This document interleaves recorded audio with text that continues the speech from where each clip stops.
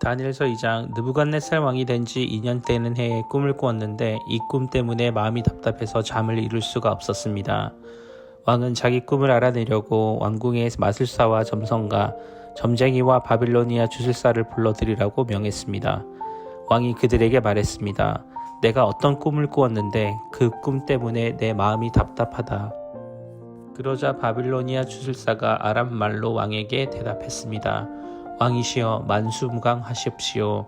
종들에게 그 꿈을 말해주시면 우리가 그 뜻을 풀어드리겠습니다. 느부갓네살 왕이 바빌로니아 주술사에게 말했습니다. 내가 분명하게 명령한다. 너희가 내 꿈이 무슨 꿈인지를 나에게 말해주지 못하면 너희의 몸은 토막날 것이며 너희의 집은 쓰레기 더미가 될 것이다. 그러나 내가 꾼 꿈과 그 뜻을 이야기해주는 사람에게는 선물과 함께 큰 영광을 주겠다. 그러니 어서 내 꿈을 말해보아라. 그들이 다시 대답하였습니다. 왕이시여 종들에게 그 꿈을 말해주십시오. 그러면 그 뜻을 풀어드리겠습니다. 왕이 대답했습니다. 이제 보니 너희가 시간을 벌려고 하는구나. 내 명령은 분명하다. 너희가 내 꿈을 말하지 못하면 반드시 벌을 받을 것이다.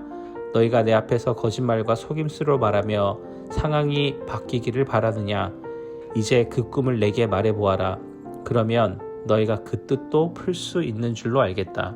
바빌로니아 주술사가 왕에게 대답하였습니다. 이 세상에 어느 누구도 왕이 요구하시는 대답을 하실 수 없을 것입니다. 어떤 왕이나 통치자도 마술사나 점성가, 주술사에게 이와 같은 일을 물어본 적이 없습니다. 왕께서는 너무 어려운 일을 원하고 계십니다. 그런 일을 말해줄 수 있는 자는 우리 인간들과는 다른 세계에 사는 신들 뿐입니다. 왕이 그 말을 듣고 크게 화가 나서 바벨론의 모든 지혜자를 찾아서 죽이라고 명령했습니다. 명령이 떨어지자 지혜자들은 다 죽게 되었습니다. 사람들이 다니엘과 그의 친구들도 죽이려고 찾아다녔습니다. 다니엘은 지혜자들을 죽이려고 나온 왕의 경호대장 아리옥에게 조심스러우면서도 지혜롭게 물어봤습니다. 왕이 그런 끔찍한 명령을 왜 내리셨습니까? 그러자 아리옥이 그 일을 다니엘에게 설명해 주었습니다. 다니엘이 왕을 찾아가서 조금 더 시간을 주면 그 꿈과 뜻을 풀어드리겠다고 말했습니다. 그리고 다니엘은 자기 집으로 돌아와서 그의 친구 하냐냐와 미사엘과 아사리아에게 그 일에 대해 알려주었습니다. 그러자 다니엘과 그의 친구들은 하나님께서 그들을 불쌍히 여기셔서 이 비밀을 알려주심으로 바빌론의 다른 지혜자들과 함께 죽지 않게 해달라고 간절히 기도하였습니다. 그날 밤에 다니엘은 환상을 통해 그 비밀을 알게 되었습니다. 다니엘은 하나님을 찬양했습니다. 다니엘은 이렇게 찬양했습니다. 지혜와 권능이 하나님의 것이니 그의 이름을 찬양하여라. 하나님은 때와 계절을 바꾸시고 왕을 폐하기도 하시고 세우기도 하신다. 지혜자들에게 지혜를 더하시고 총명한 자들에게 지식을 주신다. 깊이 감추어진 비밀을 드러내시고 어둠 속에 감추인 것을 아시며 빛으로 둘러싸여 계신 분이다. 내 조상 하나님 주께 감사와 찬양을 드립니다. 주는 제게 지혜와 능력을 주셨습니다. 우리가 주께 구한 것을 주시고 왕의 일을 우리에게 알려주셨습니다. 내게 지혜와 능력으로 주시는 주께 감사와 찬양을 드립니다. 그런 후에 다니엘은 바빌론의 지혜자들을 죽이려고 왕의 명령을 받았던 아리옥을 찾아갔습니다. 다니엘이 그에게 말했습니다. 바빌론의 지혜자들을 죽이지 마십시오. 나를 왕에다 데려다 주시면 왕의 꿈을 풀어드리겠습니다. 아리옥이 급히 다니엘을 왕에게 데려가서 말했습니다. 유다 포로 중에서 왕의 꿈을 풀어줄 수 있는 사람을 찾았습니다.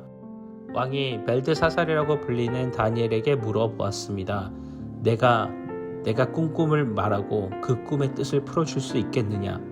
다니엘이 왕에게 대답했습니다. 왕이 물어보신 그 비밀은 어떤 지혜자나 점성가나 마술사나 점쟁이에게도 왕에게 알려드릴 수 없습니다. 오직 하늘에 계신 하나님만이 유일하게 그 비밀을 알려주실 수 있는 분이십니다. 하나님은 느부갓네살 왕에게 장차 일어날 일을 보여주셨습니다. 왕이 꾸신 꿈, 즉 왕이 잠자리에 누워 계실 때 보신 환상은 이러합니다.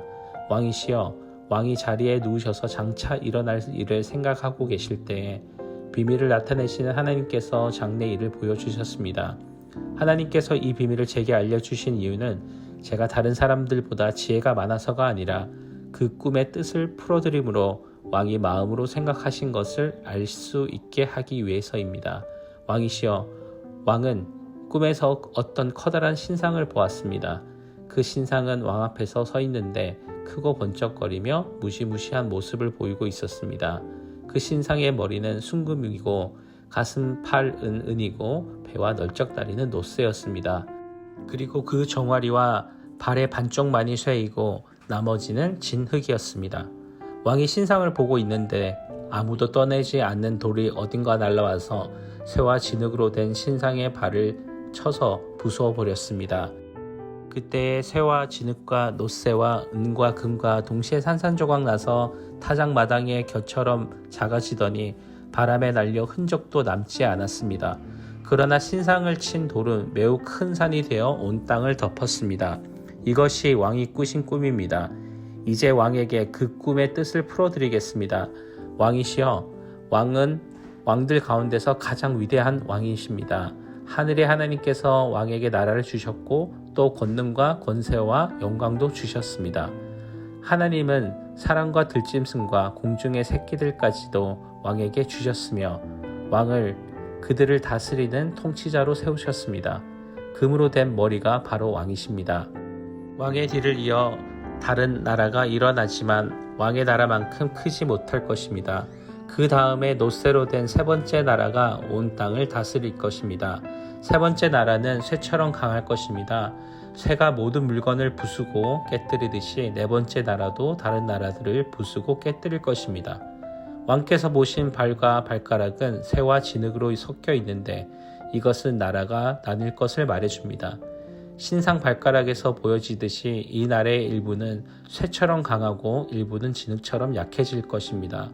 왕께서 쇠와 진흙이 섞여 있는 것을 보신 것처럼 그들도 다른 인종과 함께 살게 되지만 쇠와 진흙이 서로 섞이지 못하는 것처럼 그 백성들도 하나가 되지 못할 것입니다.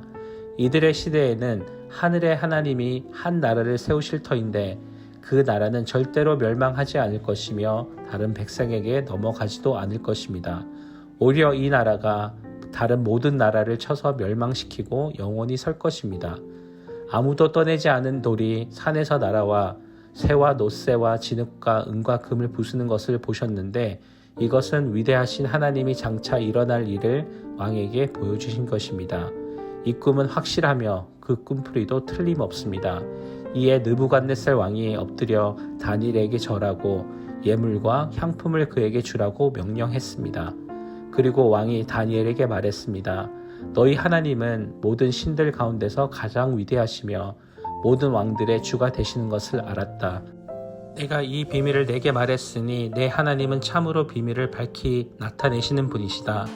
왕은 다니엘을 나라의 높은 지위에 앉히고 많은 선물을 주었으며 온 바빌론 지방의 통치자로 삼았을 뿐만 아니라 바빌론의 모든 지혜자들의 지도자로 세웠습니다.